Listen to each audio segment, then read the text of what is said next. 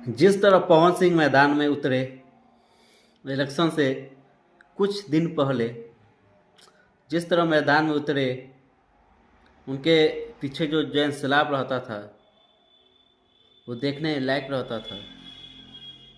क्या 4-5 दिन में खेसारी लाल का माहौल बदल दे पवन सिंह?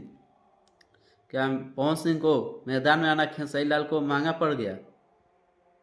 क्योंकि पवन सिंह एक बैक आए मैदान में, इलेक्शन से कुछ दिन पहले आए और उतने दिन में पूरा माहौल बदल दिए। जबकि पवन सिंह छापरा नहीं गए थे चुनाव प्रचार के लिए खेसारी लाल के विरोध में। शायद वो सोचते होंगे भाईचारा निभाए होंगे, क्योंकि राजनीति अपने जगह पे है और ये इन लोग का एक्टिंग अपने जगह पे है। इसके वजह से पवन सिंह छापरा शायद नहीं गए अपने चुनाव प्रचार के लिए, लेकिन फिर भी खेसारी लाल वहां से हार गए।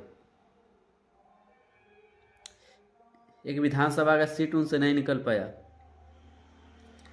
आखिर इसके पीछे का रीजन क्या है कि भोजपुरी के सुपरस्टार, ट्रेंडिंग स्टार, जाने माने एक्टर से एक विधानसभा का सीट नहीं निकला?